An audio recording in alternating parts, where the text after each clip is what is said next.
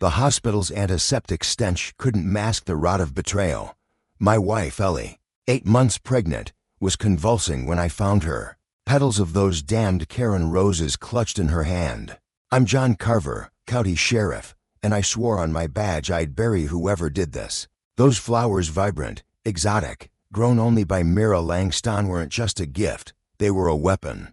Mira, the town's golden girl, had been slipping poison into Ellie's tea for weeks. Her jealousy a slow-burning fuse. She didn't know I'd been watching her, piecing together her lies. Mira's flower shop was a front, a perfumed mask for her vendetta. She'd always wanted what Ellie had me love, our life, the baby we were about to bring into this world. Ellie trusted her, thought those roses were a peace offering after years of Mira's subtle jabs. But I saw the truth in the hospital records. Rare toxins, traced to the Karen roses' sap, were killing my wife and unborn son. My hands shook as I read the lab report, the words blurring through my rage. Mira had crossed a line, and I'd make her pay. The town of Willow Creek buzzed with whispers. Mira played the saint, donating flowers to every church and funeral. Her smile as bright as the Karen blooms she cultivated. Nobody suspected her. Nobody but me. I'd spent nights staking out her greenhouse, watching her grind those petals into a fine powder. She thought she was clever, slipping it into Ellie's tea at the community picnic. I'd been too late to stop the first dose, but not the second. Ellie collapsed in my arms, her pulse weak, her skin clammy. The paramedics said it was a miracle she was still breathing. I stormed into Mira's shop that evening, badge gleaming under the flickering fluorescent lights. The air was thick with the cloying scent of roses. "You poisoned her," I growled, slamming the lab report on her counter. Mira's eyes widened, but her lips curled into a smirk. "Prove it, Sheriff," she taunted, brushing a petal off her sleeve. That's when I saw the same petal stuck to her manicured nails, identical to the ones in Ellie's hand. My fist clenched, but I held back. Not yet. I needed her to slip. The hospital became my war room. Ellie's condition worsened. The doctors said the toxin was attacking her nervous system. Our baby's heartbeat flickered on the monitor, a fragile rhythm fighting to hold on. I couldn't sleep, couldn't eat, just sat by her bed, whispering promises I wasn't sure I could keep. Mira had to know I was closing in, but she didn't run. She doubled down, showing up at the hospital with a fresh bouquet of Karen roses, claiming she was praying for Ellie. The gall of it lit a fire in me. I grabbed the flowers and crushed them under my boot, the petals bleeding red onto the sterile floor. The town rallied around Mira, calling me unhinged, a grieving husband lashing out. They didn't see the monster behind her smile. I dug deeper, pulling records from her shop's suppliers.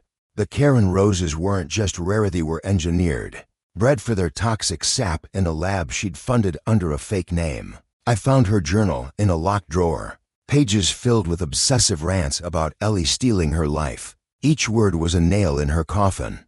I called in my deputies, men I trusted with my life, and we planned the takedown. The confrontation came at the town hall meeting, packed with locals eager to defend Mira. She stood at the podium, spinning her sob story about being unfairly targeted. I waited, letting her dig her own grave. Then I stepped forward, lab report in one hand, her journal in the other. "Mira Langston poisoned my wife," I said, voice steady, but loud enough to silence the room. Gasps rippled through the crowd. I read her journal aloud, her hatred, her plans, her glee at Ellie's suffering. Mira's face drained of color as I held up a vial of the toxin, extracted from her own greenhouse. She lunged for the door, but my deputies were faster. The crowd turned on her, their loyalty crumbling as the truth sank in. Mira screamed, cursing Ellie, cursing me. As they cuffed her, I wanted to break her, to make her feel the pain she'd caused. But I thought of Ellie's gentle smile, her belief in second chances. I let the law take her instead. Back at the hospital, Ellie's condition stabilized, but the damage was done. The toxin had weakened her heart, and the doctors warned she'd never fully recover. Our son, born premature, fought for every breath in the NICU. I sat between their beds, holding Ellie's hand, whispering apologies for not protecting her sooner. Mira's trial was swift, guilty on all counts, sentenced to life. but it didn't erase the scars. The town rebuilt, the flower shop was shuttered, and the Karen roses were burned to ash. I visit Ellie and our son, Caleb, every day. She's home now, weaker but alive. Her laughter a fragile echo of what it was. Caleb's growing stronger, a fighter like his mom. I still wear my badge, but it feels heavier now. A reminder of the justice I won and the family I almost lost. Mira's gone, but her poison lingers in the trust we've lost, in the town's whispers. In Ellie's tired eyes, I failed to see the enemy in plain sight. And that's a wound I'll carry forever. Mira's conviction didn't end the nightmare. Ellie's frail health and Caleb's fragile start haunted me. A constant reminder of my failure to act sooner. The town's trust in me as sheriff waned. Whispers followed me down Main Street, calling me reckless for accusing their darling Mira.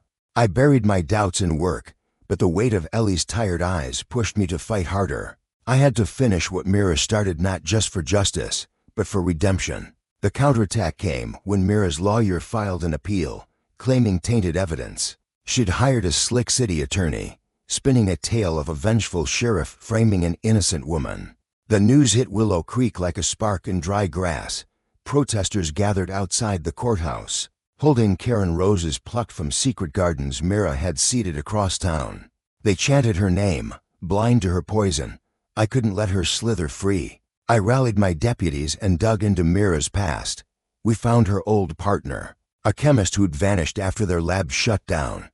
He was hiding in a neighboring county, paranoid but willing to talk. His testimony was dynamite. Mira had blackmailed him into weaponizing the Karen Rose's sap, threatening his family. Armed with his sworn statement and new lab tests confirming the toxin source, I stormed the appeal hearing. The judge's gavel fell hard. Mira's appeal was denied. Her sentence upheld. The crowd outside fell silent, their roses wilting in the sun. But victory tasted bitter. Ellie's heart condition worsened.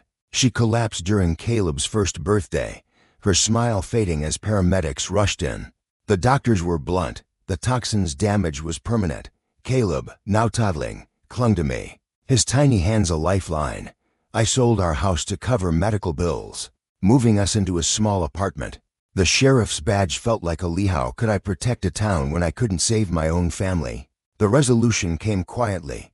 Ellie, defiant as ever, started a community garden, planting sunflowers where Mira's roses once grew. She taught Caleb to dig in the dirt, her laughter weak but real. The town joined in, rebuilding what Mira had broken. I stepped down as sheriff, trading my badge for a shovel. Working beside them, Mira's name faded, her poison a memory we refused to let define us. Yet the scars remain. Ellie's heart may give out any day, and Caleb's future is uncertain. I wake each night, checking their breathing, haunted by what I couldn't stop. Justice was served, but love bears the cost. We're healing, but never whole.